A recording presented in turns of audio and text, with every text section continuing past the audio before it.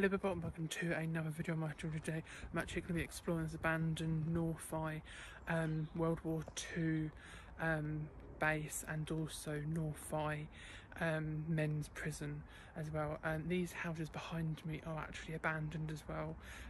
They have been abandoned since around 2010-2011 when the prison was last actually active as a immigration centre kind of thing, but these properties behind me, these houses, are actually for sale.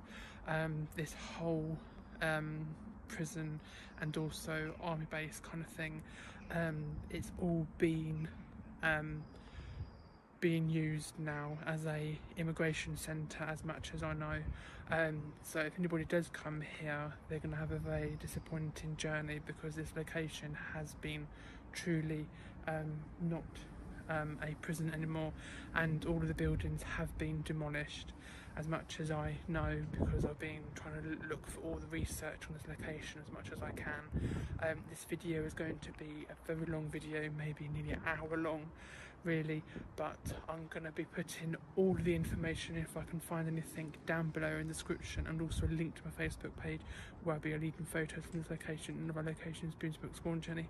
But let's go and see what we can find out of exploring the abandoned prison houses of Northeye Prison and Northeye World War II radio station. The history on this location started originally using it during the Second World War by the RAF as a mobile radio unit reserved if the chain home radar station located became damaged by the enemy. It wasn't until after the war, in 1958, it became the RAF domestic site, which comprised of the haunted accommodation and married quarters estate, which still exists as a residential area today. Various tunnels and underground bunkers are reported within the site, and some Air Ministry AM boundary stones can be found around the fence of the old RAF place. Following the closure of the RAF radar station in 1964, the site became the HMS Category C prison, which opened in January 1969. Many of the original RAF huts were used as prison buildings, although there were added some new buildings in around 1970. On the evening of the 30th of April 1986, 60 of the 450 inmates began to set fire to the buildings after an argument with the guards. Too many of the huts being roofed and corrugated asbestos, they were vulnerable in instance of heat, causing the fire to invest and spread quickly.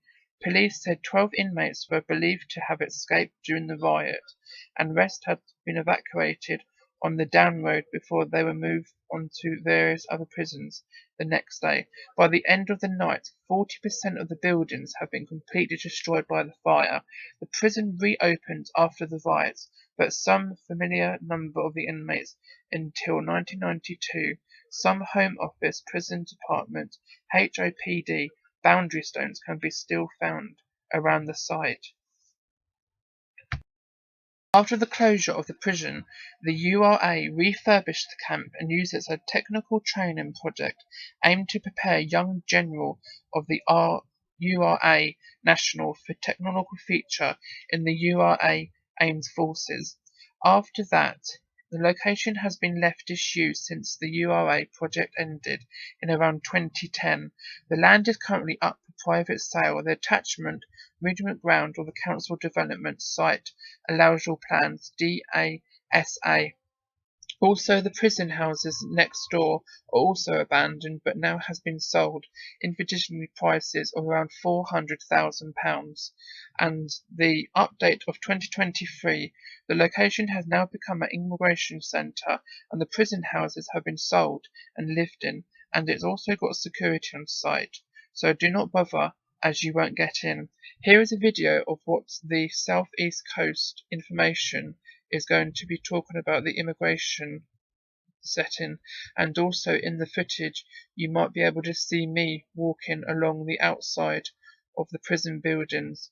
So here is what it was like inside the prison, but being broadcasted on BBC South East tonight.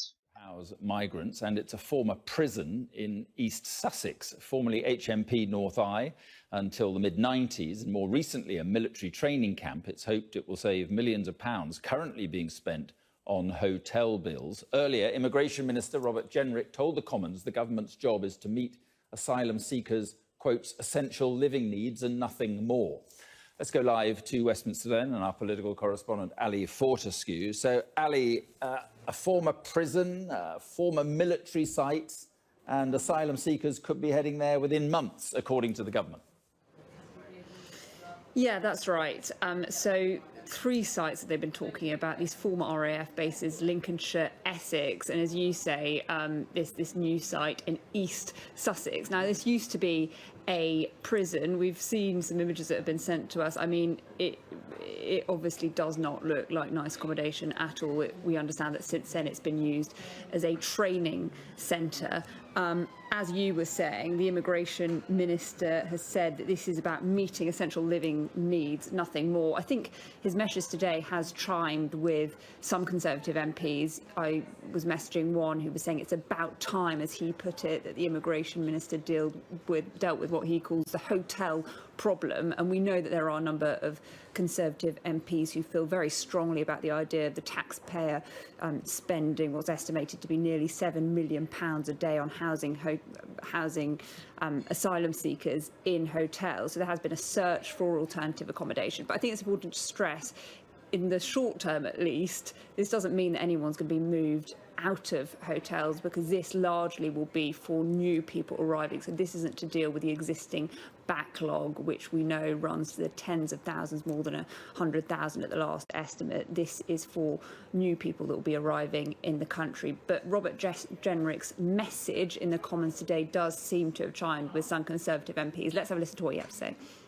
Accommodation for migrants should meet their essential living needs and nothing more, because we cannot risk becoming a magnet for the millions of people who are displaced and seeking better economic prospects. So today the government is announcing the first tranche of sites we will set up to provide basic accommodation at scale.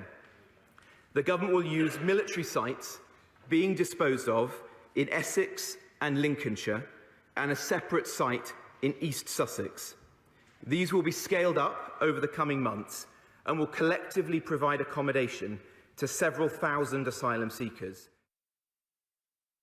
So, update for the 2023 of March the 28th or 29th.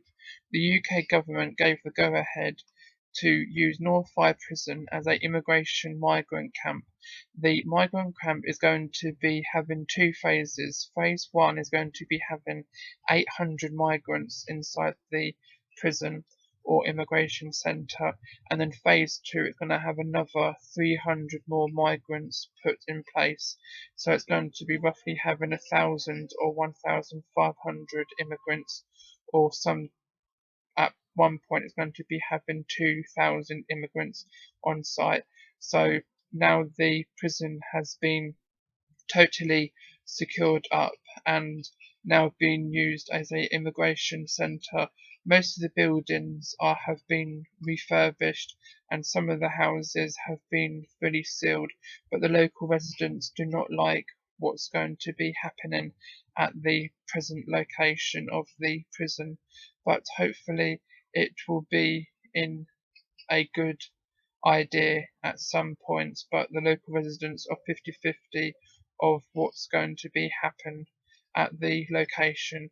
But let's go and see what we can find out of exploring the once abandoned RAF Northeye radio station and Northeye Men's Sea Prison, and also Northeye RAC training facility and migrant camp.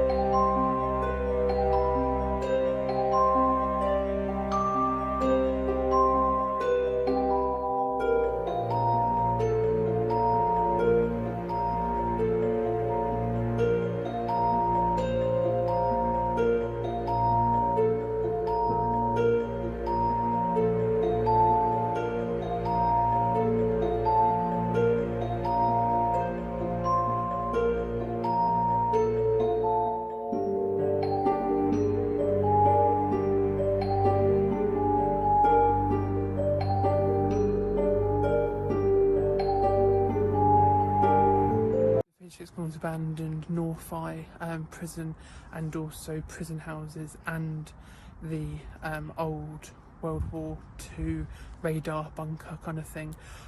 This place is absolutely amazing. Prison cells, hospital wings, accommodation for the prisoners of the male wards who actually was put in here, and also some very strange solitary confinement, and the boiler room, the gym equipment, the gym hall, snooker table, loads of outbuildings I've never seen, and I've never actually been able to explore prison until like now.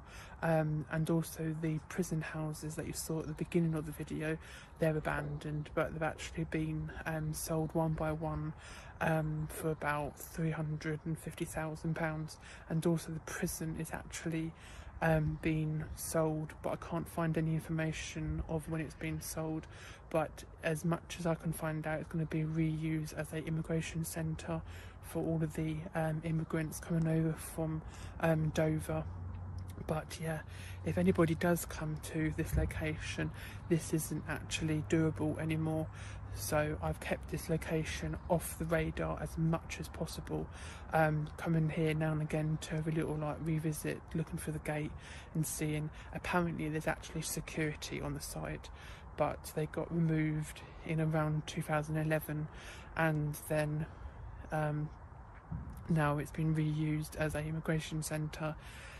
But not at this present moment. It's not actually been reused as an immigration centre, but when I've actually uploaded this video, as you've watched it, it has actually been used as an immigration centre.